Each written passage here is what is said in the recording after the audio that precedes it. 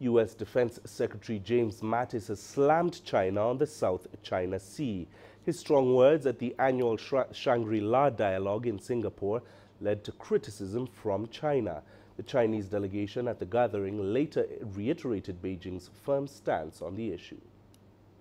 This year's summit sees a war of words between China and the U.S. It started with the U.S. Defense Secretary criticizing Beijing's actions in the South China Sea.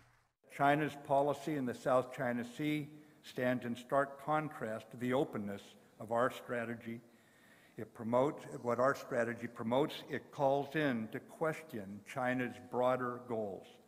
The U.S. will continue to pursue a constructive, results-oriented relationship with China. His remarks came a few days after China's Air Force landed bombers on several islands and reefs in the South China Sea as part of a training exercise in the region. The head of the Chinese delegation at the Singapore gathering refuted the U.S. accusation.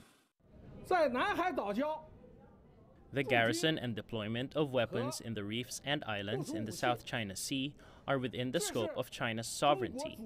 It's allowed by international law.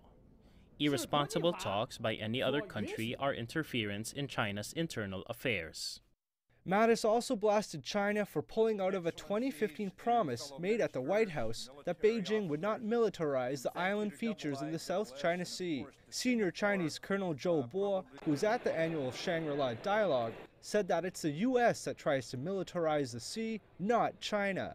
China is doing land reclamation owning on China's territory, which is our legitimate rights, and we have to defend our territory.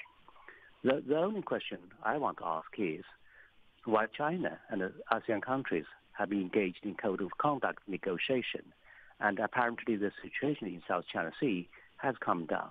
Why should the United States, a country which claims that it has no position on the sovereignty of South China Sea and that it won't take sides, would actually intensify its so-called follow-up operation, that is freedom of navigation operation in the South China Sea? The South China region is claimed by several surrounding countries, creating tensions between them. China has long offered to talk directly with the countries in the region to resolve the issue.